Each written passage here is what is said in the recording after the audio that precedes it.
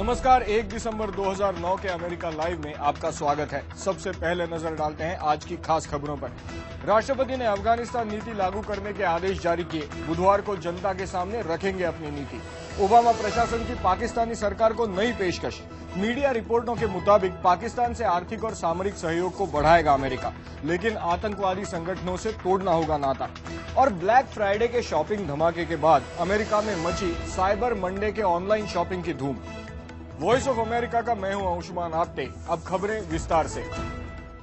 White house ने कहा है कि राष्ट्रपति ओबामा ने अपने सैन्य कमांडर्स से बात करके अपनी अफगानिस्तान नीति को लागू किए जाने के आदेश दे दिए हैं।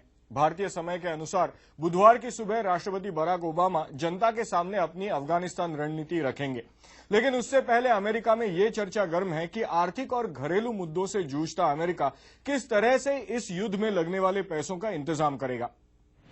राष्ट्रपति बराक ओबामा ने अपनी अफगानिस्तान नीति जनता के सामने लाने से 2 दिन पहले अपने फैसलों के बारे में अपने सैन्य प्रशासन से बात की और उसे लागू करने को कहा। व्हाइट हाउस प्रवक्ता रॉबर्ट गिब्स ने पत्रकारों को बताया कि रविवार की रात राष्ट्रपति ओबामा रक्षा मंत्री रॉबर्ट गेट्स और राष्ट्रीय सुरक्षा सलाहकार जेम्स जोन्स से मिले और उन्हें अफगानिस्तान को लेकर अपनी रणनीति बताई। बाद में राष्ट्रपति ने वीडियो कॉन्फ्रेंस के जरिए अफगानिस्तान में मौजूद अमेरिकी कमांडर जनरल स्टैनली मैकक्रिस्टल और अफगानिस्तान में अमेरिकी राजदूत कार्ल आइकनबरी से भी बात की। गिब्स ने यह भी बताया कि राष्ट्रपति ओबामा ने अपनी रणनीति के बारे में फ्रांस के राष्ट्रपति निकोलस सरकोजी, ब्रिटेन के प्रधानमंत्री गॉर्डन ब्राउन और रूस के राष्ट्रपति दिमित्री मेदवेदेव से भी बात की। खबरों में यह भी है कि अफगानिस्तान में लगभग 30,000 अतिरिक्त सैनिक भेजे जाएंगे, यानी अफगानिस्तान में अमेरिकी सैनिकों की संख्या 1 लाख तक पहुंच सकती है, जिनका खर्च सालाना लगभग $75 बिलियन आने की उम्मीद है। अमेरिका में सेनेटर सवाल उठा रहे हैं कि क्या इस वक्त इतना महंगा युद्ध अमेरिका के लिए ठीक है। हम 1930 की मंदी के बाद सबसे बड़ी आर्थिक मंदी से गुजर रहे हैं। मध्यम वर्ग लड़खड़ा रहा है। मुझे इस युद्ध को बढ़ाने में समस्या ये है कि सारी दुनिया बैठकर ये कह रही है कि देखो कितना अच्छा है। जिस काम को सारी दुनिया को करना चाहिए उसे अमेरिकी करदाता और सेना कर रहे हैं।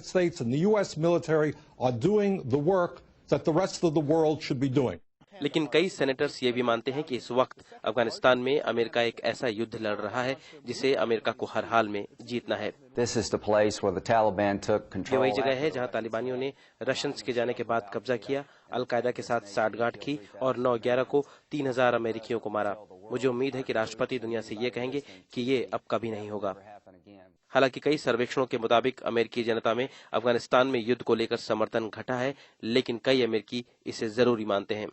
एक नागरिक की तरह सोचूं तो मैं समझता हूं कि शांति और आजादी आसानी से नहीं मिलती, कभी कभी आपको चुकाना भी पड़ता है। माइकल बॉमन के साथ Amit Shrivastava, Voice of America, Washington DC. Afghanistan में सफलता हासिल करने के लिए राष्ट्रपति ओबामा ने पाकिस्तान से आर्थिक और सामरिक संबंध और मजबूत करने का वादा किया है। अमेरिकी अखबार वॉशिंगटन पोस्ट में छपी खबर के मुताबिक अमेरिकी राष्ट्रीय सुरक्षा सलाहकार जिम जोन्स के साथ पाकिस्तानी राष्ट्रपति जरदारी को भेजे गए एक खत में ओबामा ने सहयोग में बढ़ोतरी की ये नई पेशकश की है। लेकिन सख्त शब्दों में यह भी कहा है कि अलकायदा, तहरीके तालिबान और लश्कर तैयबा जैसे आतंकवादी संगठनों को शह देना पाकिस्तानी सेना और प्रशासन को पूरी तरह से बंद करना होगा।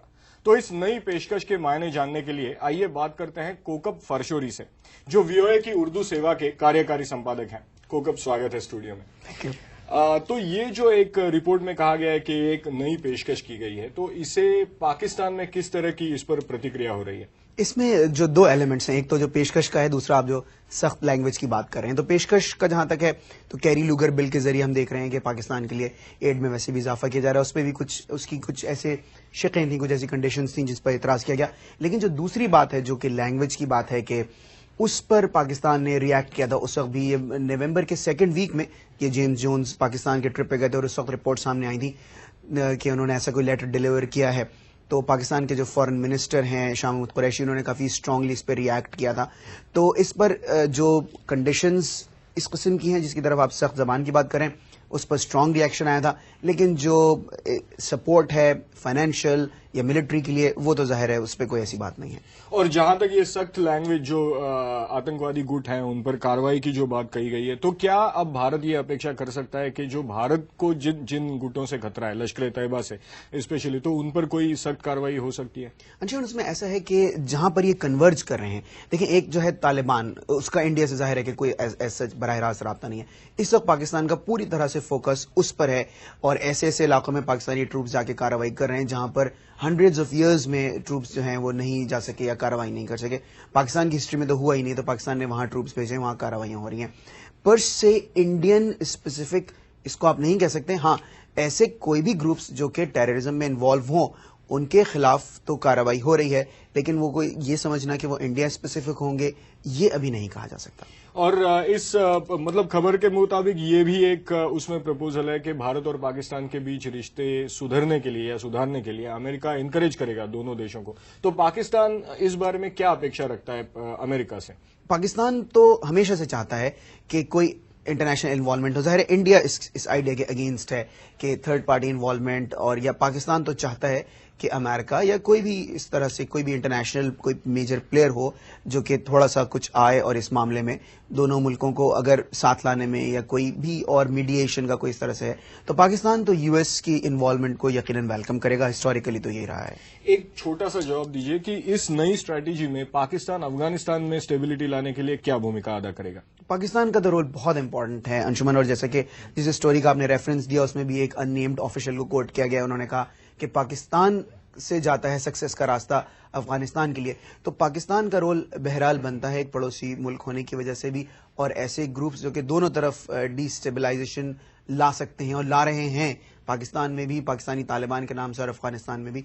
तो जाहिर है कि पाकिस्तान का कोऑपरेशन इसमें बहुत इंपॉर्टेंट होगा। कोकब, बहुत बहुत धन्यवाद आपका। मेरी इस पूरी बातचीत को विस्तार से देखने के लिए हमारी वेबसाइट पर जाइए। पता है www.voasamachaar.com।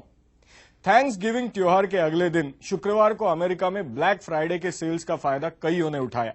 उसके बाद सोमवार का दिन ऑनलाइन शॉपिंग के लिए जाना जाता है। साइबर मंडे की धूम के बारे में बता रही हैं हमारी सहयोगी सोनाली सेन। अमेरिका में ब्लैक फ्राइडे के दिन खरीदारी का सिलसिला शुरू हुआ और वीकेंड भर अमेरिका के दुकानों में भारी छूट का माहौल रहा। और साइबर मंडे के दिन अच्छे डील्स के लिए लोग इंटरनेट पर शॉपिंग करते हैं। दरअसल अमेरिका में ऑनलाइन शॉपिंग खासी पसंद की जाती है। ब्लैक फ्राइडे के वीकेंड के दौरान जहां बुरे आर्थिक माहौल की वजह से बिक्री पिछले साल के मुकाबले कम रही, वहीं एक ऑनलाइन ट्रैकिंग फर्म के मुताबिक ऑनलाइन शॉपिंग में 11% तक की बढ़ोतरी हुई है। कहा जा रहा है कि 9 करोड़ 70 लाख अमेरिकी साइबर मंडे का फायदा उठाएंगे। ऑनलाइन खरीदारी के यूं तो फायदे कई हैं। एक दुकान से दूसरी दुकान में जाने का झंझट नहीं और सर्दी में लाइन में भी नहीं खड़ा होना पड़ता। Sonali Sen, voice of America. America live आप हमारी वेबसाइट पर भी देख सकते हैं। पता है www.voasamachaar.com। अमेरिका लाइव के बारे में आपके सुझाव भी आप हमें लिखकर भेज सकते हैं अमेरिका live@voanews.com पर। तो अभी बस इतना ही, कल आपसे फिर मिलेंगे। नमस्कार।